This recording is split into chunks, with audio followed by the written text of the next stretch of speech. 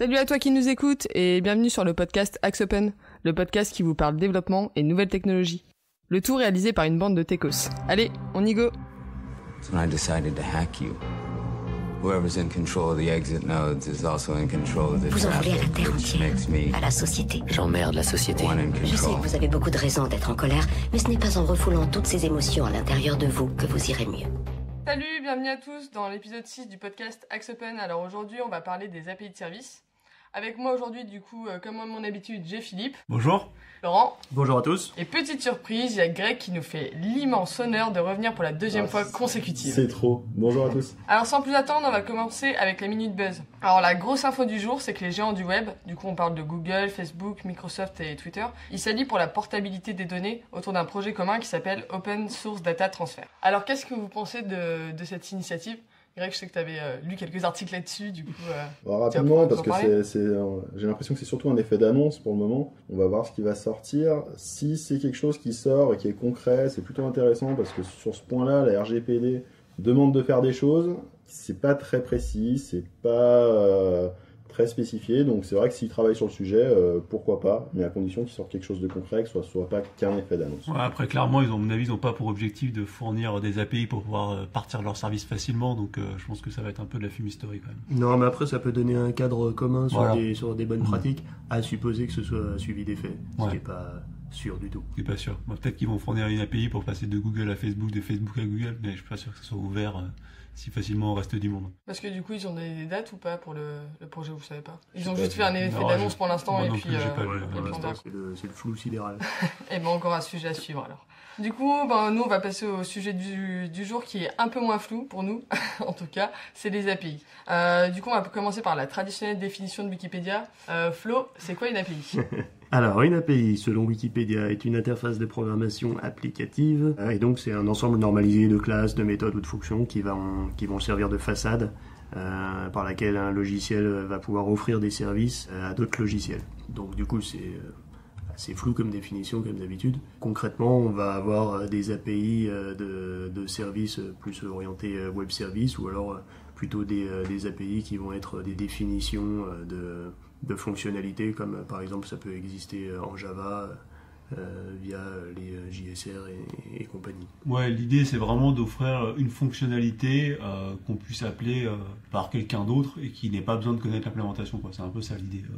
C'est vraiment d'avoir une interface, un contrat de service entre un appelant et un appelé. Ok, donc c'est ça que vous appelez les web services ? Alors, Oui, alors le web service, c'est une technologie, c'est des technologies qui permettent d'appeler une API, mais une API c'est plus large que ce que sont les web services. On peut avoir une API qui n'est pas appelable en web service, mais appelable sur un autre protocole. Florent, tu voulais... ouais, en fait, il y a je trouve dans la question d'API, puisque oui, j'ai pas dit la vraie définition, le terme anglais c'est Application Programming Interface. Sur la notion d'interface, il y a une ambiguïté, puisque une interface, ça peut avoir deux sens en informatique. Une interface dans le sens où on va interfacer deux briques logicielles entre elles, donc les connecter. Et l'interface au sens plus programmatique, c'est-à-dire définition d'une fonctionnalité, indépendamment de son implémentation. Et en fait, là, c'est plutôt dans le sens programmatique que ça s'entend dans ce contexte-là. Mais cela dit, effectivement, le terme API aujourd'hui est quand même beaucoup utilisé dans le web sur des problématiques donc d'API de web service. Et donc du coup, là, le deuxième sens d'interface entre clairement en ligne de compte. Donc du coup, on est un petit peu entre les deux. cross. Si on se place au niveau de l'architecture logicielle, on va parler d'API en tant que service, donc web service, ou sur la partie développement et programmation, où là on va utiliser aussi des API, ça s'appelle aussi des API parce que c'est des interfaces en tant que telles, mais c'est pas du tout la même utilisation, au final c'est pas du tout la même chose, quoi. Enfin, ça a juste rien à voir, ça va fournir du service, ça va fournir potentiellement de la donnée, mais c'est pas du tout la même utilisation. Et aujourd'hui, dans le langage courant, quand on parle d'API, c'est vrai qu'on a fait vite le raccourci en disant c'est une API offerte par Google, c'est une API offerte par Amazon, et on parle principalement de web service. D'accord, ok. D'une certaine manière, je pense que ce qu'il faut retenir, c'est que dans tous les cas, une API, c'est une bibliothèque de fonctionnalités qui peut donc être intégrée directement au sein d'une application ou bien se présenter dans une architecture multitiers, et avec la notion quand même que l'API peut être juste une définition ou une implémentation. Mais l'idée, c'est souvent de pouvoir appeler un service en remote en se foutant de savoir là où il est exécuté et ce qu'il fait. Et ce qui nous intéresse, c'est juste le contrat de service qui est porté par l'API. Et du coup, on parlait d'applications. Est-ce que toutes les applications, elles font appel à des API? Est-ce que c'est obligatoire ou pas? Alors, non, rien n'est obligatoire. Après, c'est vrai qu'en termes de méthodologie de développement logiciel, aujourd'hui, on a tendance à découper une application, l'API d'un côté, c'est-à-dire les fonctionnalités métiers ou les fonctionnalités techniques, et de l'autre côté, une partie vue ou interface qui, elle, va appeler les fonctionnalités métiers à travers l'API. Okay. Et comme exemple d'API qu'on peut avoir aujourd'hui, qu'est-ce qu'il y a comme API? Qu'est-ce qu'on peut appeler comme fonctionnalité métier? Alors, qu'est-ce qui existe comme API? Aujourd'hui, tout le monde fonctionne sous cette manière-là. C'est-à-dire que chaque logiciel que vous allez utiliser, s'il est développé de manière assez récente, va vous fournir une API qui va permettre d'utiliser les fonctionnalités core du système en se passant de l'interface. Typiquement, sur un CRM, par exemple, vous allez avoir des méthodes que vous pouvez appeler à distance pour créer un prospect. Même si l'éditeur vous fournit une interface pour créer un prospect, vous pouvez aussi l'appeler directement à travers l'API. Ce qui permet d'intégrer plus facilement les fonctionnalités core dans votre logiciel à vous, si vous avez envie de faire ça. D'accord. Et là, on parlait d'appli web. Est-ce que les applis mobiles, elles font aussi appel à des API? Ça fonctionne de la même manière ou... Alors oui, ça fonctionne de la même manière. Les applis mobiles, elles ont même assez peu le choix, parce que pour pouvoir communiquer avec un serveur, elles vont forcément utiliser des API pour aller chercher les services côté serveur. Donc à un moment donné, si elles veulent pas rester toutes seules dans leur coin toute leur vie, il va falloir qu'elles fassent appel à des API. La plupart du temps, maintenant, comme ce que disait Philippe, tous les logiciels sont conçus de manière à offrir une API, surtout parce qu'on pense au futur. D'une part, c'est plus facile à maintenir quand on a des API qui sont séparées du reste. On peut changer la partie interface front sans changer toute la partie API. Et d'autre part, on va penser à l'adaptation côté mobile, et on va pouvoir réutiliser les API qui ont été faites pour une application web pour la partie mobile, ou vice-versa. Mais voilà, on a une question d'adaptabilité de nos fonctions services, comme disait Philippe, pour tous les types d'interfaces possibles, et donc front, mobile, et ça peut aussi aller jusqu'à offrir des services à des partenaires.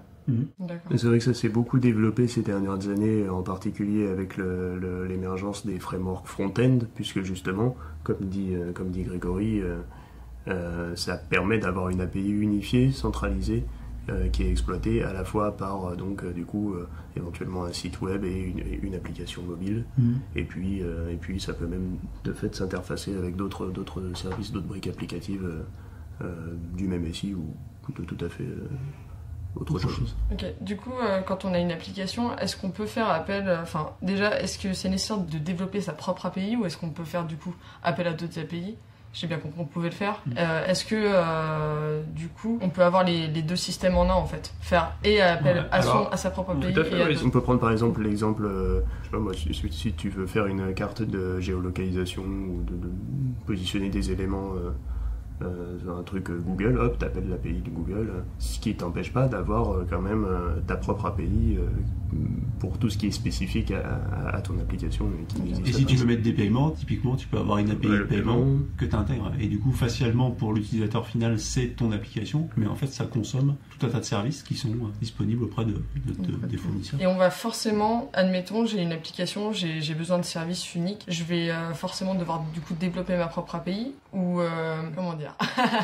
Attendez, je formule un peu ma question dans... Est-ce que ta question c'est est-ce que tu peux ajouter un service dans une API existante qui n'est pas la tienne? Oui, il y a celle-là, mais j'en ai d'autres aussi. Déjà, réponds-moi déjà à celle-là. Ce serait déjà pas mal. J'ai pas de réponse. Non, par définition, en fait, quand vous avez une API qui est fournie par un éditeur, qui que ce soit, eux, ils vous fournissent que ça. Oui, non, mais est-ce que tu peux pas faire... peut-être avec une approche microservice sur des Docker maintenant, genre avec AWS, est-ce qu'il n'y a pas la possibilité? Non, tu viendras créer des services, mais ça sera d'autres services. Ils seront à toi, tu pourras les utiliser de manière presque transparente, mais ça sera quand même des services qui seront managés par toi. Les services dans une API sont définis à la fois par le fournisseur de service, donc qui a créé, qui porte le service, qui maintient le service, et par le contrat de service qui décrit ce que le service est capable de faire quand on appelle. Sorti de là, on ne peut pas s'intégrer chez un autre fournisseur de service en intégrant ses propres services. On est obligé de faire les nôtres. Après, ils peuvent se compléter, c'est-à-dire qu'on peut très bien utiliser des API d'un côté de 3, 4, 5, 6 fournisseurs de services, faire les nôtres à côté, et puis même faire une surcouche d'API, faire l'appel d'autres, les encapsuler, pour pouvoir appeler au final une API synthétique qui va fournir le service qu'on veut, avec peut-être des calculs dedans, différentes agrégations. Et on aura un service complet au final. Et quand et comment ça se décide du coup de développer l'organisation des services, ça se décide quand? C'est en amont du projet? Ouais, ça se réfléchit sur la conception du projet, avec la conception du projet. D'une part, savoir ce que le projet veut faire. Quand on est dans le cadre d'une application, c'est assez facile à définir, parce que on va avoir des spécifications d'application, du coup l'API va suivre ça. On va peut-être penser certains services d'API pour qu'ils soient réutilisés. Ce que j'allais dire, c'est-à-dire qu'il y a deux approches. Soit vous créez l'API qui va juste supporter votre application, soit vous avez une approche plus long terme avec une urbanisation des services et vous créez vos services en étant qu'est-ce que, en tant qu'éditeur par exemple, vous allez rendre comme service et après vous allez construire l'application par-dessus. Qu'est-ce que ça change? C'est-à-dire que quand vous pensez vos services sur du long terme ou urbaniser ça sur longtemps, c'est-à-dire que vous êtes dans l'idée que finalement l'application que vous êtes en train de créer qui va utiliser ces services, ce n'est qu'une des applications et un des usages possibles, et il pourrait y avoir plein d'autres usages. Donc vous réfléchissez beaucoup plus large. Beaucoup plus long terme. Beaucoup plus large et beaucoup plus long terme. Et du coup, vous allez peut-être créer des API, enfin des services dans votre API qui seront pas utilisés dans le logiciel actuel, mais qui seront utilisés dans les logiciels futurs. Sachant que quand on se place, par exemple, dans le cas d'une grosse entreprise, je dis n'importe quoi, par exemple une gestion de clients dans une grande entreprise, bah peut-être qu'un service va vouloir utiliser les clients d'une certaine manière et un autre service va vouloir l'utiliser d'une autre manière. Du coup, quand vous concevez votre API, il faut vous essayer de garder à l'esprit que l'usage qui peut être fait des données et des fonctionnalités que vous allez offrir peut être complètement différent d'un service à l'autre. Pour moi, ce qu'il faut voir, c'est qu'en fait, la conception d'une API, ça peut être comme la conception de n'importe quelle application et de n'importe quel logiciel. Maintenant, il y a énormément d'applications qui n'offrent pas de service front d'interface d'IHM, mais qui offrent juste une API. Mais c'est une application en tant que telle, parce qu'elle porte du service, elle propose des données. C'est une application, seulement, le seul moyen de s'interfacer avec elle, c'est à travers l'API, à travers l'appel à des services. Okay. C'est typiquement ce que font les gros du web, les Google qui offrent des API de big data, de localisation, etc.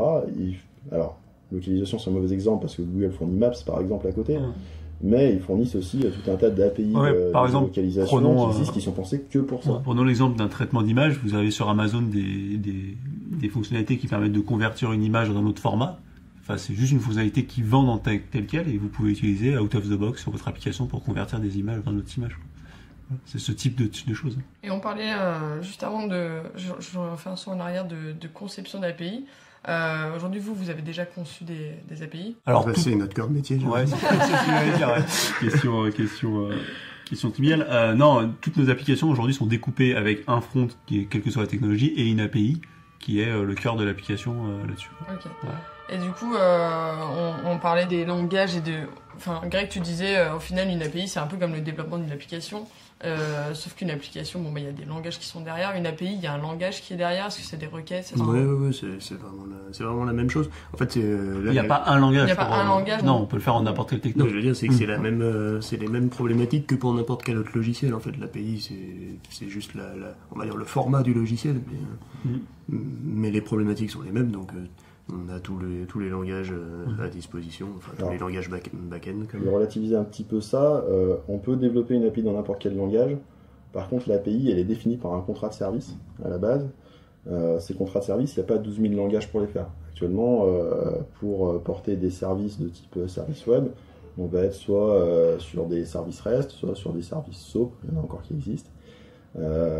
Et à chaque fois, on va avoir une définition de ce langage par des choses qui sont assez connues. Je veux dire, si on est sur du web service SOAP par exemple, systématiquement, on va avoir un contrat de service de type WSDL, c'est un standard, voilà, c'est du standard, mais qu'on peut faire dans n'importe quel langage derrière sous-jacent. On peut développer dans n'importe quel langage. Oui, non, là tu parles du formalisme des services, en fait, pas du langage de programmation, de la technologie qui est utilisée pour le faire. Mais si tu utilises une API, en fait, on va pas te dire n'importe quel langage utiliser derrière, mais on va pas te faire apparaître le langage que tu vas utiliser au final. On va pas t'obliger à utiliser un langage.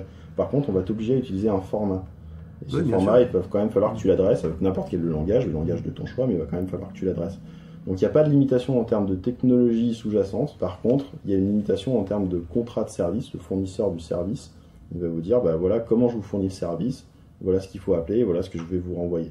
Et là, il y a une sorte de limitation, et là, il y a des langages un tout petit peu standardisés qui permettent à tout le monde de se comprendre et de savoir comment on appelle une API. Très très peu standardisé, parce que, à part SOAP, qui est pour le coup effectivement très, très rigide, REST, par définition, même si c'est 99% de JSON, en réalité, tu peux envoyer ce que tu veux. Oui, tout à fait, tu peux envoyer ce que tu veux. Par contre, c'est vrai qu'il y a eu quand même pas mal de progrès dernièrement sur la partie REST et JSON, sur la définition du service. C'est-à-dire qu'avant, je me souviens il y a quelques années, pour appeler un service REST, c'était la croix et la bannière de savoir comment on l'appelait et de ce qui nous retournait. Maintenant, on a des fichiers d'échange de type... c'est pas facile, les fichiers d'échange, c'est de type Swagger, par exemple, qui vont définir le service et qui permettent vraiment de dire à votre partenaire, voilà le service que je vous fournis, et c'est ce formalisme-là qu'il faut définir, et il va être capable de le comprendre, de générer le client qui va appeler même notre API directement. Ça va dans la standardisation quand même. Le SOAP, c'était ultra standardisé, ça a toujours été, ça, on peut pas en sortir.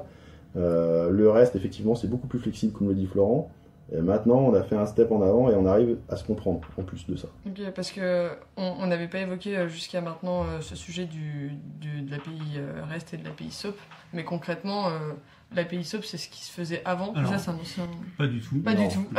Non, l'API SOAP, pour comprendre, c'est de l'échange de fichiers XML, si je résume ça. Et qui dit fichier XML dit qu'on a des DTD, je sais pas comment on appelle ça. WSDL, quand on est dans le cadre de ouais, c'est ça. Puis un DTD, c'est vraiment qu'est-ce qu'on peut mettre dans le fichier, qu'est-ce qui doit y être, quels sont les types de données qui transitent. Quelle est leur pluralité, s'il y en a un, plusieurs, tout ça c'est extrêmement normalisé. Ça a deux avantages principaux, c'est que déjà vous pouvez appeler un service sans n'avoir d'informations a priori dessus, parce que tout est décrit dans l'interface de service, donc vous savez ce que fait le service et vous savez comment l'appeler et qu'est-ce qu'il va vous renvoyer. Ça c'est la première chose, et la deuxième chose c'est que vous êtes sûr du formalisme des données qui transitent. C'est vraiment, il y a un contrat de service très très fort là-dessus. Et si vous manque un champ, ça passera pas. Ou si vous avez un champ qui est mal formaté, ça passera pas. Donc aujourd'hui, c'est extraordinairement utilisé pour tout ce qui est échange de données formel entre entreprises ou en ce genre de choses. Le WSDL et le XML sont vraiment utilisés dans le SOAP dans ce cadre-là. Là où vous avez JSON qui est, REST ou les services JSON avec REST, qui sont beaucoup plus souples, qui sont beaucoup plus légers, qui sont beaucoup plus performants, mais qui sont orientés pour des applications web ou mobiles où on a beaucoup moins besoin de validation de données que ce que peut nous offrir SOAP. Donc il n'y a pas vraiment il n'y a pas de garde de chapelle, en fait, c'est des usages qui sont différents. Même si pendant une époque on a poussé plus le SOAP, aujourd'hui on a l'impression qu'on pousse plus le reste. Mais c'est quand même des usages différents. Donc si quelqu'un vous dit ça c'est mieux ou ça c'est moins bien, c'est juste qu'il n'a pas bien compris. Ça sera ok, très bien. Et question de la maintenance des API, ça se passe comment ? Ça se passe comme pour une application classique ? Alors non, oui et non. Comme une application, il y a des bugs, faut les corriger. Mais en fait, ce qui est compliqué quand on a une API, c'est que par définition, vous avez des applications tierces qui vont utiliser l'API, et du coup, ça veut dire que ces applications tierces, elles vont pas être mises à jour automatiquement tout le temps. Ça veut dire que généralement, si vous mettez à jour votre application et vous avez une nouvelle fonctionnalité, une fonctionnalité qui évolue, il faut bien prendre en compte que les clients de cette API n'auront pas évolué au même rythme que vous. Ce qui veut dire que vous êtes souvent obligé de maintenir des versions d'API différentes. Et ça, c'est un vrai challenge. Alors évidemment, si c'est un hotfix dans une fonction, pas de problème particulier. Mais si vous avez un changement de formalisme de données ou un changement de fonctionnalité, là, vous êtes obligé souvent de maintenir les anciennes versions de l'API. Et souvent, vous vous retrouvez avec une API en V1, une API en V2, une API en V3. Et ça devient un poil plus compliqué à manager. Ouais, c'est un gros boulot derrière. D'où l'importance en fait, de bien définir à la base de son API, parce qu'on sait qu'à l'avenir, on ne pourra pas la changer en claquant des doigts. Ouais. Chaque changement d'API, c'est une grosse version, c'est impactant pour tout le monde, il va falloir assez de temps à tout le monde de monter de version, et alors quand il y a beaucoup d'utilisateurs d'API, ça se compte en années. Donc ça, c'est un peu complexe. Après, sur la partie maintenance, il y a quelque chose qui est un peu facilité par l'API, c'est qu'on a un moyen de tester les API qui est quand même plus simplifié que pour tester une application web où il y a beaucoup d'actions possibles, beaucoup de points d'entrée possibles, etc. Une API, on va pouvoir reproduire des appels en masse, avec des variabilisations de données de manière automatique. C'est plus simple à tester. C'est plus simple à tester. Oui, parce que qui dit contrat de service dit qu'on peut automatiser effectivement à ce point précis le test, quoi. Donc, généralement, on peut facilement, une API, c'est un appel, donc ça a une entrée et une sortie, donc c'est assez facile à tester. Là où, par exemple, une application web, c'est beaucoup plus compliqué parce que du coup, la contextualisation est pas vraiment complexe à mettre en place. Sur une API, vous avez une entrée et une sortie. C'est comme une fonction mathématique, vous rentrez 2, il vous sort 4. C'est testable, c'est reproductible. Ok, pour la maintenance. Et question hébergement, c'est pareil ? Alors, ou c'est particulier? Greg, il va me répondre à cette question. Alors, c'est à peu près pareil. C'est à peu près pareil qu'une appli. Pourquoi c'est pareil? Parce que c'est les mêmes technos quand même à la base. Ouais, c'est les mêmes technos, on expose les mêmes choses, et puis la plupart du temps, maintenant, quand on crée une appli, en fait, il y a une API dedans. Donc au final, héberger une appli, c'est comme héberger une API et vice-versa. Là où ça change, c'est que maintenant, il y a pas mal de choses qui se font en termes de cloud pour pouvoir faire des API. Ton vieil ami Claude. Notre vieil ami Claude, c'est qu'on peut faire des API, ce qu'on appelle serverless, donc qui sont autoportés par exemple par un Amazon. Je fais pas de pub parce que tous les autres font pareil, mais et qui vont permettre de développer par exemple une API sans se soucier de l'hébergement de cette API, directement portée par notre ami Claude. L'idée c'est que le développeur se concentre sur le métier, faire ce qu'il a à faire, et que derrière la partie serveur d'application ou compagnie soit complètement embarquée dans l'hébergeur. Pourquoi ça? Pour plusieurs choses. Déjà, c'est plus simple à gérer, et surtout pour être capable de gérer une scalabilité beaucoup plus grande. C'est l'objectif. L'objectif, faut pas se rappeler faut pas oublier que les grands du web, ils ont des problématiques c'est eux qui tirent le marché, et ils ont des problématiques de milliers d'utilisateurs en parallèle. Et du coup, l'idée de toutes les technos derrière, c'est d'être capable d'encaisser des milliers d'appels en parallèle. Et les API, pour être capable d'encaisser des milliers d'appels en parallèle, il n'y a pas de secret, il faut dupliquer. Et pour ça, il faut avoir un conteneur ou un packaging qui permet de dupliquer. Et c'est un peu l'optique de toutes les technos qu'on va retrouver derrière les hébergements d'API. Ça me fait penser par rapport à ce que tu dis, on n'en a pas parlé, mais c'est vrai que les API, par définition, sont stateless. C'est-à-dire que l'API ne conserve aucune donnée en fonction entre les appels, et vont être capables de tout reconstruire, de répondre. Alors, selon ce qu'on leur envoie, et pas en fonction de l'appel qui a été fait pour préciser ce que tu dis, Grégory, elles sont stateless en termes de programmation, mais par contre elles peuvent sauvegarder des états directement dans la base de données. Voilà, c'est ça. Oui. Donc, elles sont transactionnelles au sens d'un appel, mais par contre entre deux appels, s'il y a des données qui doivent être véhiculées, elles doivent être passées par un storage quelconque, que ce soit une base de données, un fichier ou compagnie. Mais il n'y a pas de session, au sens applicatif du terme, qui est portée par l'API. Et justement, pour pouvoir facilement faire la scalabilité, monter en puissance, pouvoir instancier 3, 10, 15, 20 API en parallèle et pouvoir les appeler et répartir la charge. D'accord. Donc, vous venez de parler des API, notamment des géants du web. Vous les utilisez régulièrement, ces API fournis par Google, par exemple au besoin, en fait. Il n'y a pas une régularité qu'on s'impose, ça c'est sûr. Une API que tout le monde utilise sans le savoir, c'est les API de paiement. Quand vous faites un paiement sur Internet, vous utilisez une API. Donc, c'est jamais vous qui faites le paiement. Personne ne gère le paiement soi-même. Non, à part les banques, mais... Aujourd'hui, typiquement, quand vous avez une application sur laquelle vous pouvez vous connecter avec Google ou Facebook, c'est une API qui est offerte par Google et Facebook qui vous permet de vous connecter. En fait, les API, elles sont déjà partout, quoi. Je dirais que les API les principalement utilisées dans le monde de l'Internet, c'est les API de paiement, comme tu dis, tout ce qui est transporteur, parce qu'il y a beaucoup de sites de vente en ligne, donc tout ce qui est suivi de transport... C'est pareil, tous les sites de vente s'interfacent avec des API de transporteurs, de leurs transporteurs comme de leurs banques. Et puis après, il y a des tonnes d'API pseudo-libres, ou qui étaient libres et qui ne le sont plus, type localisation, type calcul, ce genre d'API-là, qui sont régulièrement utilisées. C'est vrai qu'il y a beaucoup d'applis qui utilisent du Maps à plus ou moins grande échelle. Et elles sont toutes, j'imagine, pas toutes conçues de la même manière. Et est-ce qu'elles sont toutes simples à appeler ou au contraire, il y en a sur lesquelles vous êtes un peu cassé les dents? Non, la cinématique est toujours la même. C'est-à-dire que vous avez une phase où vous vous authentifiez pour récupérer un token qui va vous permettre d'après d'appeler l'API. Toujours un peu le même mécanisme. C'est pénible la première fois, mais globalement, après, c'est toujours un peu pareil, quoi. Ça se fait bien, quoi. Non, il y a quand même des différences, en particulier sur les API de paiement. Le paiement, ouais. Parce que je te voyais venir sur ce genre de paiement. T'as des expériences, je sais. Pas mal. Ouais, si on prend le cas typiquement des API de paiement, non, franchement, le principe global reste toujours le même, mais d'une API à l'autre, c'est un cauchemar. Du simplissime au cauchemar, ouais. Je sais pas si on peut citer des noms, mais par exemple, PayPal, c'est un cauchemar. Voilà, bon, alors, PayPal, c'est un cauchemar. La Banque Populaire, ça passe tout seul. Qu'est-ce qu'on peut citer? Un troisième, la CIC. Voilà. C'est vendu. Ouais, c'est vrai que sur la partie paiement, il y a d'énormes différences, et c'est aussi dû au fait que sur les API de paiement, on a des formats différents. On en parlait tout à l'heure, on parlait du reste du saut. À chaque fois, on a des formats différents. Il y en a qui vont faire du XML, mais qui n'est pas du SOAP, qui est un format à eux, mais qui est à peine standardisé. On vous décrire ça dans un fichier Word, donc c'est pas facile à utiliser. Il y en a qui vont être en full REST, hyper facile à utiliser, avec une utilisation d'API REST comme le ferait un géant du web ou n'importe qui. Ça, c'est facile à utiliser. Mais c'est très, très hétérogène, quoi. Et puis alors en plus, si on revient sur l'exemple des paiements, de plus en plus... On y était déjà, Florent, t'inquiète pas. Ouais, on est resté. Ouais, j'ai eu une petite absence. Je vous remercie de la faire remarquer.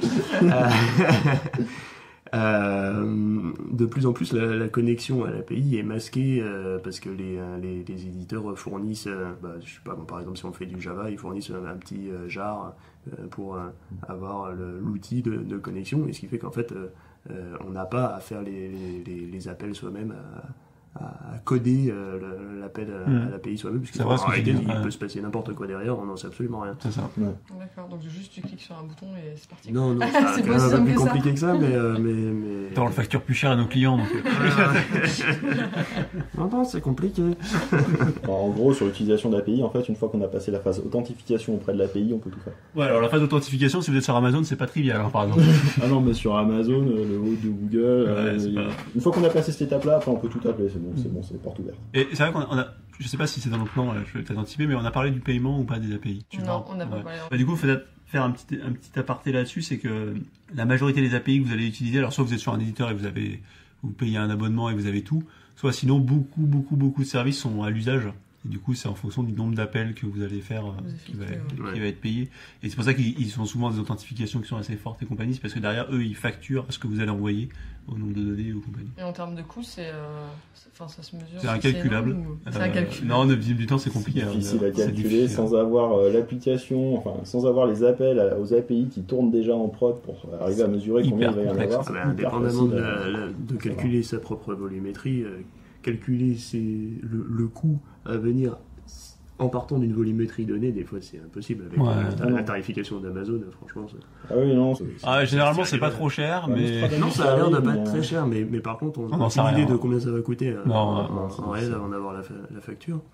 Et puis, il y a aussi le cas de toutes les API qui sont gratuites jusqu'à un certain seuil. Ouais. C'est un débat, ça. Ça, c'est un petit peu pénible parce que en général, les seuils sont pas très hauts, donc surtout les rabaisse au cours de projet. Ouais, en plus. Mais du coup, il faut arriver à bien gérer son application pour pas atteindre le seuil, puisqu'après, du coup, la fonctionnalité se crache, logiquement. Et c'est là qu'avoir des bons codeurs, ça compte. Voilà. Mais okay. C'est un autre débat. Et du coup, pour clore un petit peu ce sujet des API, si on reparle du coup de conception, d'anticipation, est-ce que vous avez des tips à donner en amont du projet, justement pour prévoir un petit peu tout ce qui va venir derrière? Je pense qu'il faut, en amont du projet, déjà voir quelles sont les interfaces qu'il va y avoir entre l'API qu'on est en train de développer et les autres API autour. Et puis après, conception. Alors moi, j'aurais un tips qui me parle. Alors c'est plutôt pour les éditeurs, ceux qui vont avoir des API qui maintiennent sur le long terme. Nommer un responsable de l'API pour éviter le fait que vos développeurs codent 1000 fois des fonctions qui sont un peu pareilles, quoi. Il faut que quelqu'un qui ait quand même la vision un peu long terme et un peu macro pour dire ce service on l'a, on peut peut-être l'adapter s'il y a besoin, mais qui garde cette espèce de cohérence dans l'API, parce que sinon on devient vite avec une API fourre-tout et c'est assez compliqué à manager, quoi. Donc essayez de garder une espèce de cohérence d'API et c'est loin d'être simple. Je pense qu'effectivement il y a facilement un écueil là-dessus de dire j'ai tel service, moi il me faudrait quasiment le même, mais j'ai besoin d'un champ en plus, d'un champ en moins, je vais le recoder. C'est un peu idiot. C'est pour ça qu'il faut quand même et donc c'est bien d'avoir une vue transverse. Une vue, exactement, et puis quand on parle d'une application, vous pouvez avoir plusieurs milliers de différentes méthodes. Du coup, il faut quand même avoir un peu de recul là-dessus. Il faut réfléchir même au sein d'une même application qui en interne va faire appel à sa propre API. Réfléchir quand même à l'API. Pas penser, souvent on se dit on pense à l'application et puis le développeur fera l'API en même temps, il va utiliser l'API comme passerelle en fait, mais on n'y réfléchit pas. Il faut s'attarder un petit peu dessus. Il faut passer un petit peu de temps, réfléchir à l'API, réfléchir quand même à quel service on va utiliser. Parce que souvent on voit son écran, on se dit je vais faire appel à plein d'API, c'est systématique, maintenant je fais tout en API. Mais on réfléchit pas en fait plus loin que son écran, on réfléchit pas à l'application globale, on réfléchit pas au SEO global. Et du coup, sans cette prise de recul, souvent on s'aperçoit que l'API elle offre des services, mais pas réutilisables par personne, que pour son écran. Ouais, puis alors à contrario, moi je vais te citer un exemple inverse, c'est-à-dire qu'il faut pas avoir l'idée d'être un super architecte de fou et des services qui sont réutilisables dans tous les sens, parce que sinon vous allez retrouver avec des écrans, par exemple sur une appli, vous allez appeler 14 services différents, parce que c'est peut-être hyper bien, tout bien rangé, mais vous allez avoir à faire plein d'appels, quoi. Donc il faut trancher un peu faut savoir se dire, est-ce que j'ai besoin d'un appel peut-être un peu spécifique pour le coup, qui éviterait 50 appels, quoi. Faut savoir tirer le trait au bon endroit, quoi. Ouais, je suis d'accord avec toi. Après, faut faire attention aussi à ça, à pas faire du trop spécifique. Voilà, faut vraiment placer le curseur au juste milieu, de se dire, certaines choses peuvent en intéresser d'autres, même si c'est de l'unitaire. Certaines choses unitaires, les autres vont avoir rien à faire, donc ça sert à rien que je les expose de toute manière. Et puis on peut aussi prendre le parti de se dire, il y a des choses dont j'ai besoin en unitaire, mais en même temps je vais pas appeler 15 méthodes différentes depuis mon front, donc je vais faire un service un peu plus macro qui va appeler mes microservices. On parlait de différentes couches tout à l'heure. Je vais faire un macro service qui va appeler peut-être 15 microservices, tout réunir, agréger pour que j'ai un résultat correct et que je fasse pas 250 appels depuis ma page web. Donc du coup, il n'y a pas de bonne manière ou de mauvaise manière de faire, il faut réfléchir. Ça se réfléchit. Ouais. Et n'utilisez pas ces trucs qui génèrent des API d'un coup tout seul, magiquement, parce qu'en fait vous allez vous retrouver avec des milliers de méthodes que vous n'utiliserez jamais, et ça va vous faire perdre plus de temps que ça va vous en faire gagner, quoi. Conclusion, on réfléchit avant de faire un projet. C'est ça. Comme d'habitude. Du coup, c'est l'heure de passer au coup de cœur, coup de gueule. Alors, qui a un petit coup de cœur ou coup de gueule à nous partager? Greg, je sens que tu vas intervenir. C'est pour tu moi. peux nous parler. On est tellement content de t'avoir avec nous que tu vois, on a envie de te faire parler. On a envie de te faire parler, quoi. Non, mais écoute, on a abordé un sujet tout à l'heure en disant rapidement, on parle pas des API qui étaient gratuites et qui deviennent payantes. On peut peut-être aborder le sujet de Google avec l'API Maps. Qui était auparavant gratuite avec une certaine... Ouais, alors bout et moins bout, parce qu'en fait quand tu cherches réellement elle est pas totalement payante. Voilà, du coup l'API était payante avec un certain nombre de limites de requêtes, mais qui étaient quasiment inatteignables pour la majorité des applications, du moins des petites applications. Ils ont décidé de la rendre payante d'un coup, ce que beaucoup avaient anticipé quand même, et certains autres se voilaient un petit peu la face en se disant ça va rester gratuit à vie, et puis tout est gratuit, des gens travaillent gratuitement, c'est génial. Dans la vraie vie, c'est pas ça. Du coup, ils ont passé le truc en payant. Ça a fait un petit peu scandale en disant vous offrez un truc et puis après vous le mettez payant. Mais bon, c'est pas les premiers à le faire non plus. Ouais, c'est pas les premiers. C'est pas les premiers à pratiquer des augmentations. Donc, c'est un truc que je comprends à la limite. Et en parallèle de ça, ce qu'il faut regarder, c'est qu'en fait, ils le passent payant, mais en offrant un certain nombre de crédits par mois sur un compte. Alors oui, il faut mettre une carte bancaire. Voilà. Ça arrête un peu, c'est plus, on a l'impression de mettre quand même la main au portefeuille, même si on paye pas grand chose. Voilà, si on met la carte bancaire, il y a quand même un crédit qui se conclut en un certain nombre d'appels gratuits. Et donc c'est un mi-coup de cœur, mi-coup de gueule, c'est à la limite au moins on se rend compte du prix de ce qu'on utilise, et c'est pas plus mal je pense. Et après, bon, c'est vrai qu'ils le font un peu de manière brutale. Et moi je vais faire un petit coup de ni queue ni gueule, mais un petit coup de focus pour dire. Ça a complètement perdu son intérêt cette théorie. Ouais, complètement. Mais par contre, il me paraît important de le justifier, c'est qu'avec le RGPD aujourd'hui, toutes les API que vous utilisez doivent être aussi compliant avec le RGPD. Ça veut dire qu'il faut que vous passiez sur toutes vos API, vous vous êtes bien assuré que le service que vous appelez par cette API soit compliant au RGPD. Ok, ça c'est bien défini par les RGPD ou c'est encore le flou? Non, c'est bien défini. Le RGPD est transitif, donc tout ce que vous utilisez doit être compatible RGPD. Voilà. Maintenant, le RGPD lui-même est pas très bien défini. Non, bon. c'est un autre problème. C'est une autre question. C'est une autre problématique. Voilà. Pas très bien défini, mais transitif. C'est voilà, le petit coup pénible, tiens, on devrait l'appeler comme ça, tu vois, la nouvelle fonction. C'était la rubrique mise en garde. La mise en garde. Captain pénible. Le petit coup.